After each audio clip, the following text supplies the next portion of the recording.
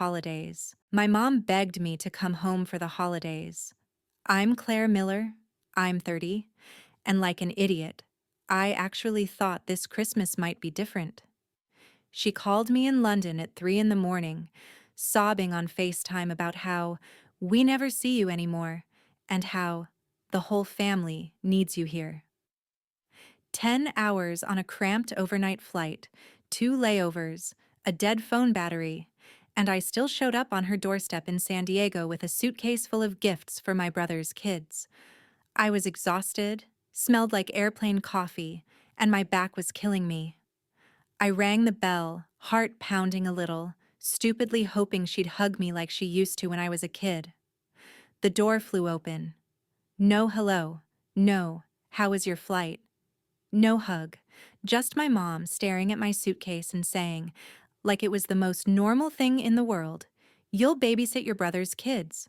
We're going on a family trip." My brother stepped into the doorway, sunglasses on, duffel bag over his shoulder, the kids hanging off his arms. He smirked and said, "Hey guys, don't wipe your snot on Aunt Claire. She's jet-lagged." They all laughed like I was the punchline to a joke. My parents, my brother, the kids, everybody cracking up while I stood there with airplane hair and a credit card bill full of tickets I'd paid for. I didn't yell. I didn't cry. I just felt something in me click off, like a switch. I smiled, set my suitcase down in the entryway, looked my mom right in the eye, and said one sentence. And that was the moment everything flipped. The laughing stopped, the color drained from their faces, and my mom kept whispering, "No, no, no way." By the time I was done, their dream vacation wasn't happening. Their house was on the line, and I was finally done being their free babysitter and personal bank. Stay with me until the end, and I'll tell you exactly how one ungrateful daughter ruined her family's perfect holiday and took her life back in the process. The funny thing is, the moment I said that one sentence, the whole room froze. But to really understand why, you have to know what those people at the door had been doing to me for years. My mom didn't just miss me when she called me in London. 2 weeks before that 3 a.m. FaceTime, she had already texted me screenshots of crazy expensive holiday prices, hinting that she and my dad could never afford a trip like that unless I helped a little, just this once. Just this once was how every single favor started. When my dad needed knee surgery, I wired money. When my brother Jason maxed out his credit cards on his big e-commerce idea, I helped him consolidate his debt. When the water heater broke and the mortgage was overdue, I sent money, and my mom posted photos the next week from a new brunch place downtown. I live in a tiny flat in London. I cook most of my meals at home. I walk to work in the rain, and somehow I was still paying for Uber Eats and streaming services in a house I didn't live in on a continent I didn't even live on anymore. The thing is, this time, before I booked my own ticket home, I paid attention.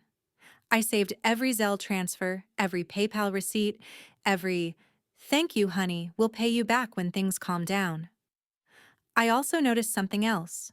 An email from the bank with my name on a mortgage I did not remember signing up for, because a few years ago they had put me down as a co-borrower just to get a better rate, and I had been covering the shortfalls ever since.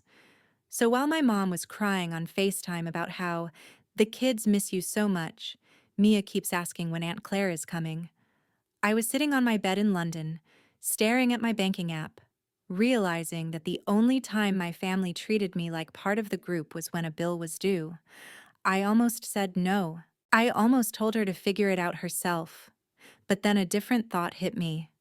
If they were willing to drag me halfway across the world to use me as a free babysitter and walking credit card, I was finally willing to show them what it looks like when I stop playing along. I booked my flight, but I also booked a call with a financial advisor, downloaded 3 years of statements, and had a simple document drawn up on a legal template site. So standing in that doorway in San Diego, while Jason laughed and my mom announced my babysitting schedule like it was a done deal, I wasn't just the tired, jet-lagged daughter they were used to. I rolled my suitcase inside, let the kids jump around my legs, and followed them into the kitchen where their printed itinerary was laid out on the counter like a glossy promise. Resort photos, flight times, family package, in bold letters. My mom tapped the brochure and said, "See? This is why we needed you here, honey. The kids will stay with you. We'll finally have a real vacation. You always say we should take care of ourselves." I looked at the resort name, recognized the card number on the confirmation email open on her phone, and felt that same switch in my chest flip again. They thought I had come home to be their built-in nanny and bank. I had actually flown 10 hours to do something I should have done years ago. So I smiled, asked my mom to get everyone into the dining room. "So we can go over a few things before you leave," opened my laptop on the table, and pulled up the stack of digital receipts that would turn their family trip into the last time any of them saw me as a free resource. My dad sat at the head of the table like it was some kind of family meeting. My mom hovered by the counter clutching that printed itinerary, and Jason was scrolling his phone, half listening, Mia and Logan spinning in circles on the tile. I slid my laptop closer, turned the screen so they could all see, and said as calmly as I could, "Before you go anywhere, we need to talk about money." Jason groaned. "Claire?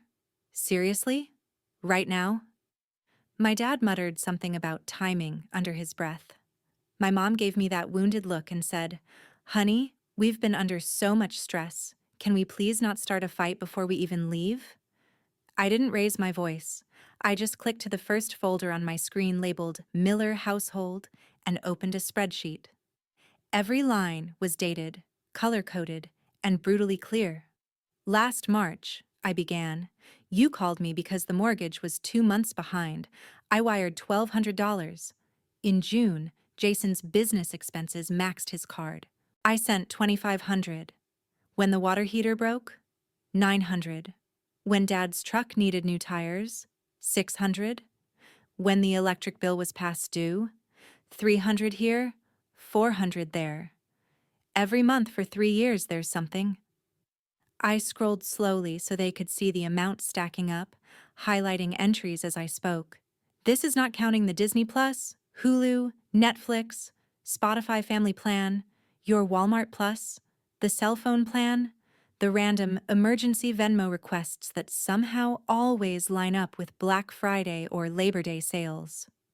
Jason straightened in his chair, color draining from his face as he recognized his own "I swear I'll pay you back next month" memos in the notes column.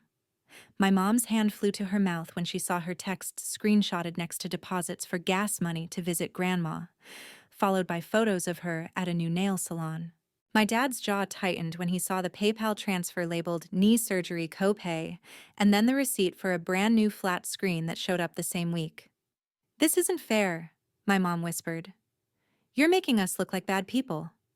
I shook my head. "I'm not making you look like anything. I'm just showing you what actually happened." Then I scrolled to the bottom, to the row in bold. The total number sat there, big and undeniable. "In the last 36 months," I said quietly, "I have sent this house just over $60,000. The room went dead silent. Jason blinked hard. My dad stared at the wall. My mom kept whispering, "No, that can't be right. That can't be right." Like if she said it enough, the math would change. I reached into my bag and pulled out a thin stack of printed pages, slid them onto the table next to the itinerary for their dream resort. "This," I said, "is a simple agreement. It's not a lawsuit. It's not me taking you to court. It's just a record that all of you acknowledge you owe me this money and will start paying it back. Even if it's slowly. $50 a month? 100. Whatever." I had it drafted using a legal template. My advisor looked it over. "All it says is that this," I tapped the 60,000 on the screen, "was not a gift." My dad finally snapped out of his shock. "We are family," he barked. "You don't put family in debt like that." "What? Are you going to sue your own parents?" I met his eyes. Family doesn't hide a mortgage in their daughter's name and call her when the payment's late. Family doesn't spend her money on vacations and brunch, and then tell everyone she abandoned them. My mom flinched like I'd slapped her. Jason grabbed the pages, skimmed the first paragraph, and his voice cracked. This is insane. I can't pay this back. None of us can. I leaned back in my chair. I know, and I'm not expecting you to. Not all at once. But I am done living in a world where you pretend you're victims and I'm some selfish career girl overseas. If you ever tell a neighbor or a cousin or Facebook that I left you with nothing, I will show them these numbers. I will show them every transfer, every bill I covered, every time you chose Starbucks over the electricity bill because you knew I'd bail you out. My mom shook her head over and over, whispering, "No, no, no way. You wouldn't do that, Claire. You wouldn't humiliate your own family." I shrugged. "I'm not planning to, as long as you stop lying." Then I clicked to another tab, the one with their resort reservation confirmation. The familiar logo filled the screen, along with their names, dates, and a little note at the bottom with the last 4 digits of the card on file. My card. And about that family trip you're so excited about, I added, my voice still calm. You might want to sit down for this part. My dad frowned. What are you talking about? I pointed to the status line under the reservation number. Cancelled.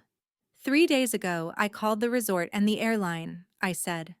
Since the bookings were made with my card and my account, I had every right. The package has been refunded. The flight credits have been moved.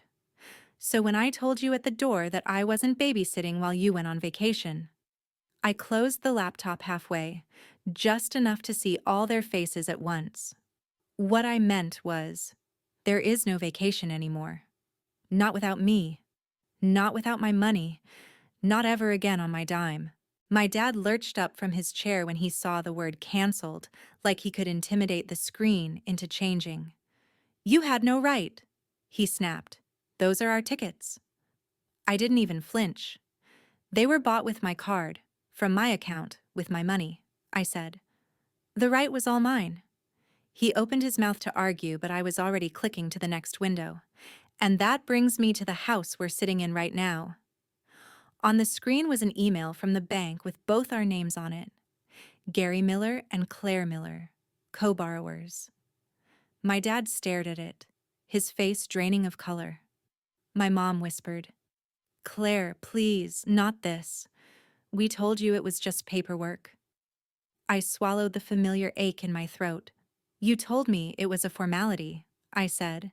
You told me it wouldn't affect me, but I've been the one covering short payments on this mortgage for years.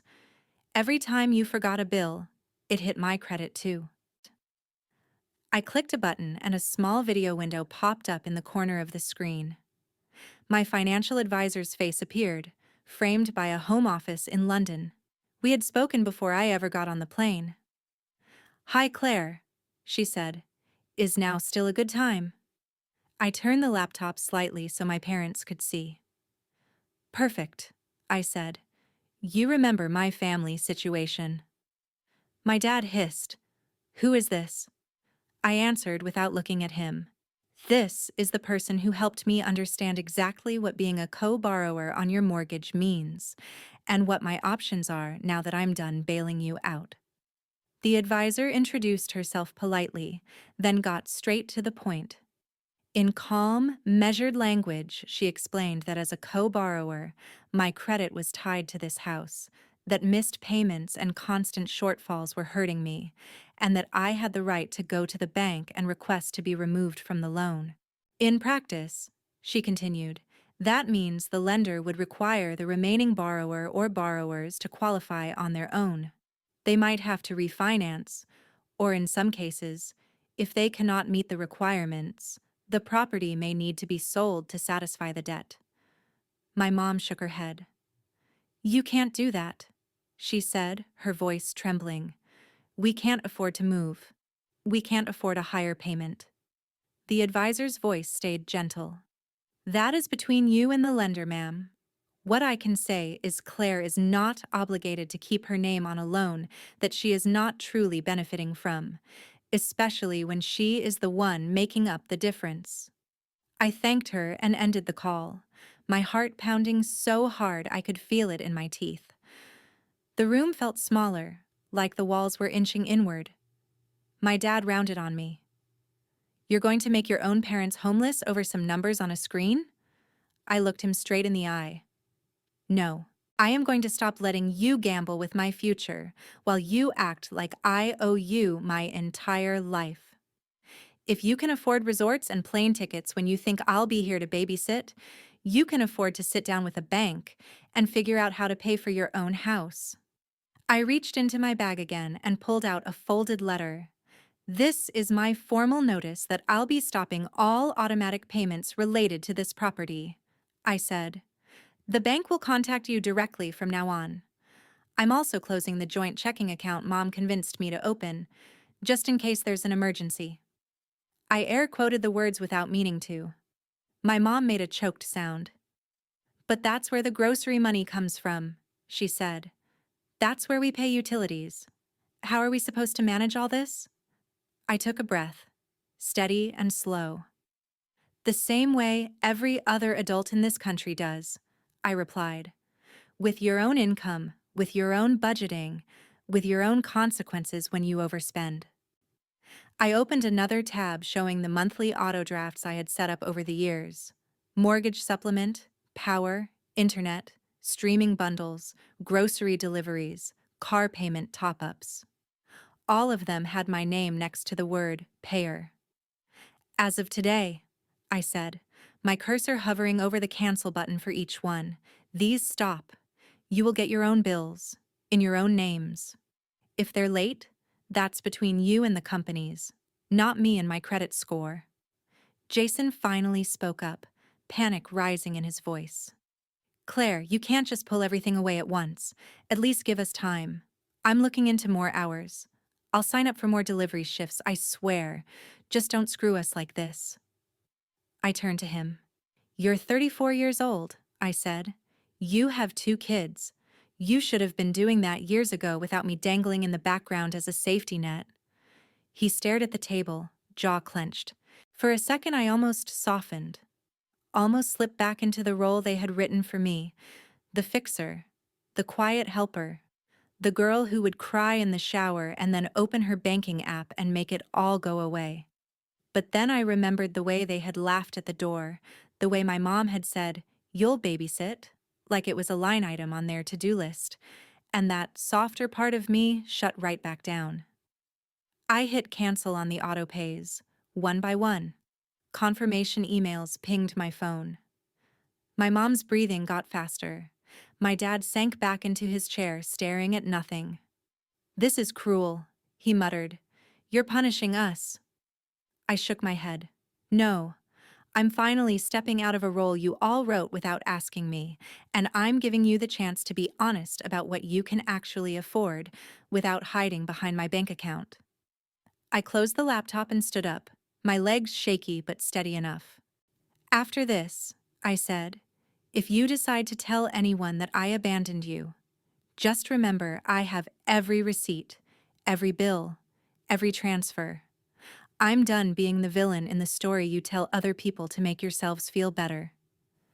I picked up my suitcase and added quietly, "You wanted a real vacation. Maybe this is it.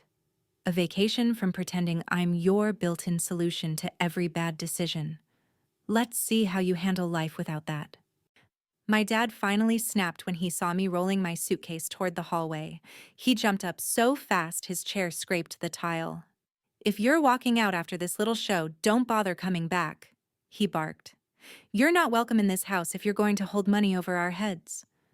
My mom reached for my arm. "Gary, stop.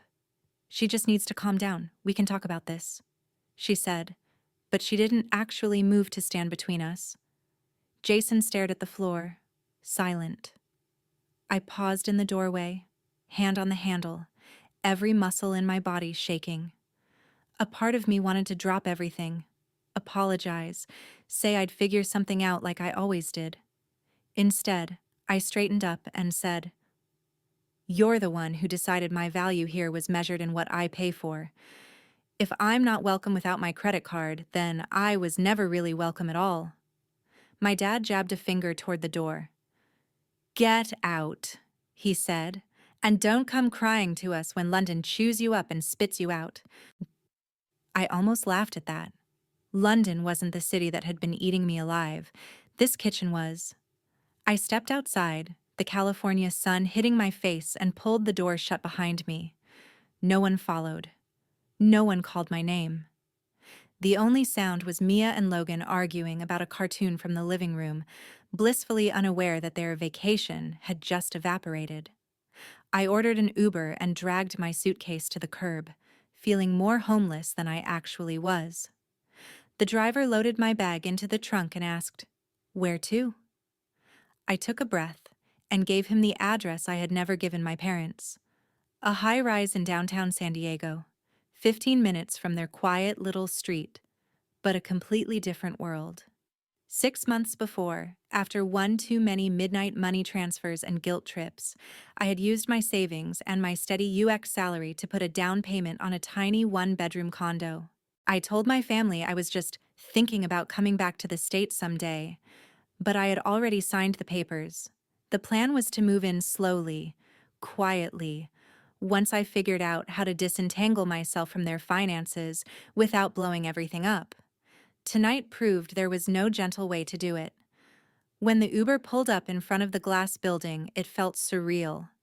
I swiped my key fob, wheeled my suitcase through the lobby I'd only seen twice, and rode the elevator up to the 8th floor. The condo smelled like fresh paint and new carpet, not like anyone's cooking or stress or desperation. Just empty. Mine. I dropped my suitcase in the middle of the living room and stood by the window, looking out over the city lights. For the first time in years, my phone wasn't buzzing with, "Can you send something until Friday?" Or, "The card got declined, can you fix it?"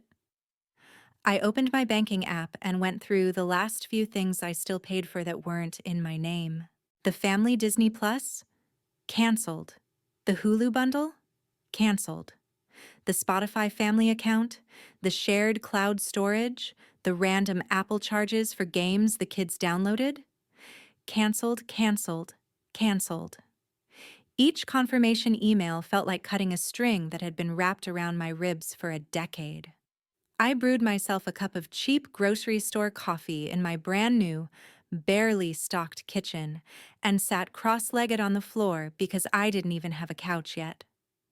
In the quiet, without my mom's constant sighing or my dad's TV blaring, the doubts rushed in.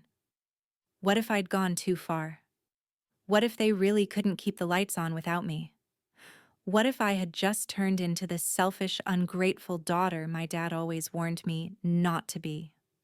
Then I remembered how my mom had opened the door like I was a maid showing up for a shift. I remembered Jason joking about the kids wiping their snot on me while they all laughed, assuming I'd just slide into place and make their plans possible. And underneath the fear and the guilt, something else settled in my chest for the first time in years, a thin, quiet layer of peace. They were going to feel the impact of my absence, no doubt. The bills would come, the late fees would stack, and the life they'd built on top of my invisible paycheck would start to wobble. But tonight, in this tiny, echoing condo, there was no one to save but me. I took a sip of coffee, opened my laptop again, and watched as the new emails started to roll in from the bank, the utility companies, the streaming services, all of them confirming what I already knew. For the first time, my family was on their own. The first sign that my decisions were actually hitting them didn't come from a phone call or a text. It came from Facebook.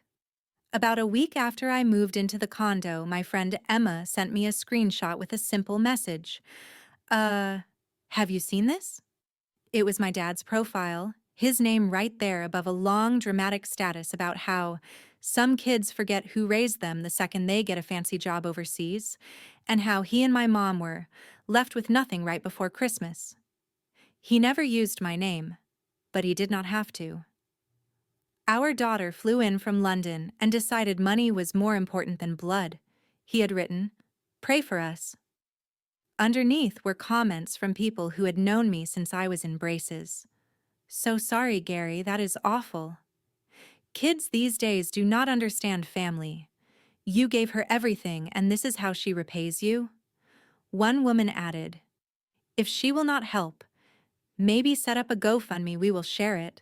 My stomach twisted like I had swallowed ice. He was doing exactly what I had warned him not to do, turning himself into the helpless victim and me into the cold-hearted villain, rewriting the entire story for an audience that had no idea how many times I had paid their bills in silence. For a minute, I paced my tiny living room, phone in my hand, fingers hovering over the call button. I almost drove back to that house, almost begged him to take it down, almost offered to reinstate one of the payments just to make the humiliation stop. The old version of me, the one trained to fix everything, was clawing at the inside of my chest. Then I pictured the spreadsheet on my laptop. I pictured the email tying my name to their mortgage, the stacks of transfers, the way my mom had looked past my face and straight at my suitcase when she opened the door, like I was a delivery driver dropping off a package. That image snapped me back. Instead of calling my dad, I opened my email and pulled up the thread with my financial advisor. I told her about the post, about how my family had been using my money for years while claiming they were barely getting by, and I asked one simple question. Was there anything else I needed to do to protect myself now that I had cut them off? She responded with a calm, detailed reply about documenting everything, saving copies of every transfer and bill, and making sure the bank and any relevant agencies had the full picture of who had actually been paying what. She mentioned that in situations like mine, where one person is unofficially propping up a household that is also receiving certain benefits or claiming hardship, it can be appropriate to ask for things to be reviewed, just to make sure everything is above board. I did not need a step-by-step manual. I just needed to know I was not crazy for thinking something was off. Over the next few weeks, while my dad kept posting vague complaints about ungrateful kids and this generation, envelopes started showing up at the house on their quiet cul-de-sac. I did not see them myself, but my mom's frantic texts told me enough. "Did you talk to the bank?" She wrote one morning. "We got a letter about reassessing the loan. They want updated information."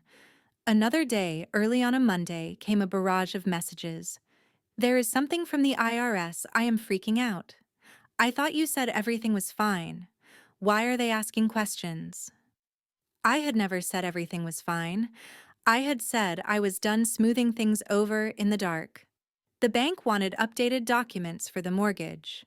The utility companies wanted full payment instead of the partial ones I had been slipping in at the last second, like some invisible janitor cleaning up a mess no one else acknowledged.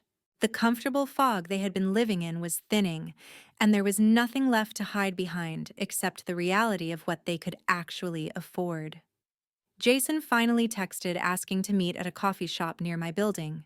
When he walked in, he looked smaller without the sarcasm to puff him up. Dark circles under his eyes, stubble he had clearly not had time to shave, a delivery bag slung over his shoulder. He dropped into the chair across from me and got straight to it. "Dad needs to shut up online," he said, rubbing his face. "Those posts are making everything worse. He is embarrassing himself. And Mom, and honestly me too. And I know you are mad, but some of this, the letters, the calls, you did something, right?" I took a slow sip of coffee, letting him sit in the discomfort for a second before I answered. "What I did was stop pretending we were all being honest," I said. "I talked to professionals. I made sure my name would not go down with a ship I was not steering. If that means some systems are finally noticing where the money has actually been coming from, that is not my fault." He stared at the table, then admitted he had signed up for more shifts, sold some of his old tech gear, moved his kids into a smaller room so he could take on a roommate and cut rent. "It sucks," he said, voice low, "but for the first time I am actually seeing what stuff costs. Like, really seeing it. Groceries, gas, daycare. I did not get it before. I just knew if it got bad enough, someone would text you." Meanwhile, my mom was selling designer bags and home decor she had bragged about on social media, listing them on Marketplace with captions like "barely used," when I knew exactly how often she had carried them to brunch. The new television my dad bought after his surgery, the one he justified as recovery entertainment, disappeared from the living room in my cousin's holiday photos, replaced by an old boxy set from the garage. Their truck was finally repossessed one gray morning after too many missed payments, the kind of scene they used to cluck their tongues at when it happened at a neighbor's house. Now it was their driveway, their sidewalk, their embarrassment as the tow truck hauled away a symbol of a lifestyle they could no longer fake. Through all of it, my dad kept my number unblocked, but he never once called to apologize or tell the truth. He just kept throwing little grenades online, vague posts about betrayal and ingratitude, hoping someone would pick them up and carry them to me so I would feel guilty enough to crawl back. He told anyone who would listen that his daughter had abandoned him for money and status, conveniently leaving out that most of the money had been flowing in the opposite direction for years. I did not respond publicly, did not jump into the comments to defend myself, did not write my own dramatic post with screenshots attached, even though the petty part of me desperately wanted to. I did not have to. I had my receipts. I had my advisor. I had my own credit finally starting to disentangle from theirs. And more importantly, I had distance. Every time I saw someone share his story about the cold daughter in London, or heard through the grapevine that he was holding court at the bar about what a disappointment I was, all I could think was that if they knew the real math, if they saw even one page of that spreadsheet, they would not be asking why I walked away. They would be asking how I managed to stay as long as I did. By the time Christmas rolled around again, the Miller house had turned into a different universe, and so had mine. I found out the pieces in strange little ways. A tagged photo of my mom at a discount store instead of her usual boutique. A grainy picture of Jason's kids in a small apartment instead of my parents' backyard. Comments from mutual friends asking if everything was okay. I didn't reach out. I focused on my job in San Diego, on building my portfolio, on decorating my condo one paycheck at a time. I bought a secondhand couch, a fake tree for the corner, and strung up cheap fairy lights that made the place look warmer than it had any right to feel. Then, one rainy Tuesday in December, someone knocked on my door. When I checked the peephole, my stomach dropped. It was my mom. She looked smaller somehow. No full face of makeup, no carefully styled hair, just a tired woman clutching a reusable grocery bag to her chest like a shield. I let her in, heart pounding.